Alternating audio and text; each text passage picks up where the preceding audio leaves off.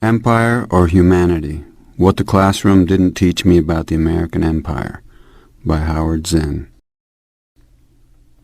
With an occupying army waging war in Iraq and Afghanistan, with military bases and corporate bullying in every part of the world, there is hardly a question anymore of the existence of an American empire. Indeed, the once fervent denials have turned into a boastful, unashamed embrace of the idea. However, the very notion that the United States was an empire did not occur to me until after I finished my work as a bombardier with the 8th Air Force in the Second World War. Even as I began to have second thoughts about the purity of the good war, even after being horrified by Hiroshima and Nagasaki, even after rethinking my own bombing of towns in Europe, I still did not put all that together in the context of an American empire. I was conscious, like everyone, of the British Empire and the other imperial powers of Europe, but the United States was not seen in the same way. When, after the war, I went to college under the GI Bill of Rights and took courses in U.S. history, I usually found a chapter in the history text called The Age of Imperialism. It seemed that American imperialism lasted only a relatively few years. I recall the classroom map labeled Western Expansion, which presented the march across the continent as a natural, almost biological phenomenon. That huge acquisition of land called the Louisiana Purchase gave no hint of anything but vacant land acquired, no sense that this territory was occupied by hundreds of Indian tribes that would have to be annihilated or forced from their homes, what we now call ethnic cleansing. That classroom map also had a section to the south and west labeled Mexican Cession. This was a handy euphemism for the aggressive war against Mexico in 1846, in which the United States seized half of that country's land. The term manifest destiny, used at that time, soon of course became more universal. The violent march across the continent, and even the invasion of Cuba, appeared to be within a natural sphere of U.S. interest. But with hardly a pause after Cuba came the invasion of the Philippines, halfway around the world. The word imperialism now seemed a fitting one for U.S. actions. Indeed, that long, cruel war, treated quickly and superficially in the history books, gave rise to an anti-imperialist league. Reading outside the classroom, I began to fit the pieces of history into a larger mosaic. What at first had seemed like a purely passive foreign policy in the decade leading up to the First World War now appeared as a succession of violent interventions. At the very time I was learning this history, the years after World War II, the United States was becoming not just another imperial power, but the world's leading superpower. Determined to maintain and expand its monopoly on nuclear weapons, it was taking over remote islands in the Pacific, forcing the inhabitants to leave and turning the islands into deadly playgrounds for atomic tests. When the war in Korea began in 1950, I was still studying history as a graduate student at Columbia. Nothing in my classes prepared me to understand American policy in Asia.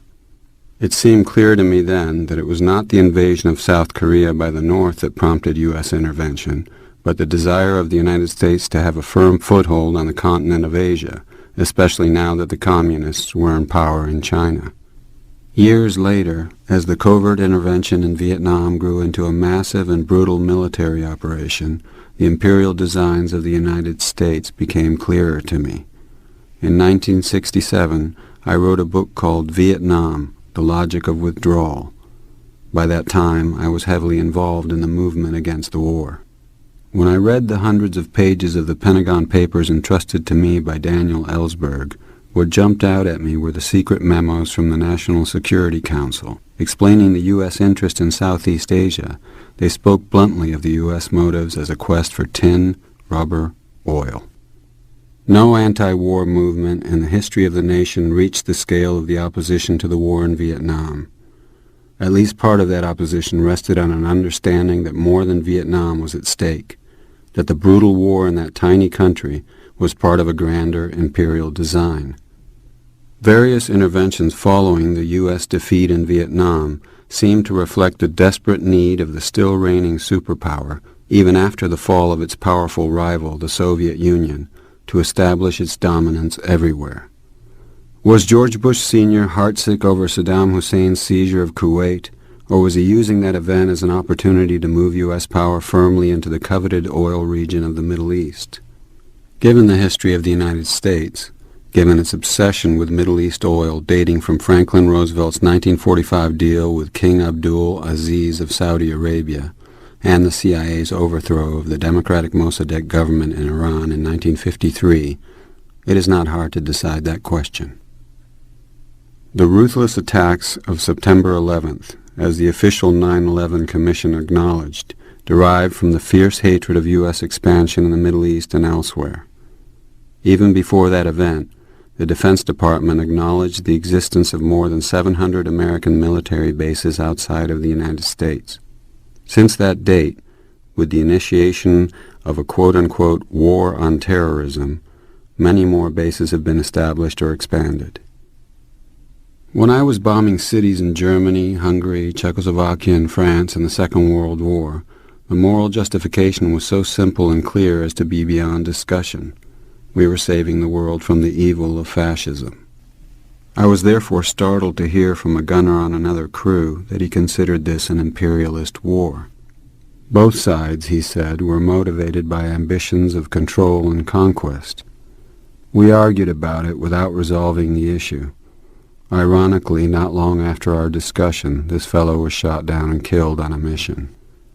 In wars, there is always a difference between the motives of the soldiers and the motives of the political leaders who send them into battle. My motive was to help defeat fascism and create a more decent world, free of aggression, militarism, and racism. As George W. Bush said in his second inaugural address, "Spreading liberty around the world is the calling of our time." The New York Times called the speech "striking for its idealism." We can hardly ask for a more candid, blunter declaration of imperial design, but with assurances that the motive of this influence is benign, that the purposes are noble, that this is quote-unquote imperialism light. The American empire has always been a bipartisan project. Democrats and Republicans have taken turns extending it, extolling it, justifying it. The rhetoric, often persuasive on first hearing, soon becomes overwhelmed by horrors that can no longer be concealed. The bloody corpses of Iraq, the torn limbs of American GIs, the millions of families driven from their homes in the Middle East and in the Mississippi Delta. Have not the justifications for empire so embedded in our culture and assaulting our good sense that war is necessary for security, that expansion is fundamental to civilization, begun to lose their hold on our minds? Have we not reached a point in history where we are ready to embrace a new way of living in the world, expanding not our military power, but our humanity?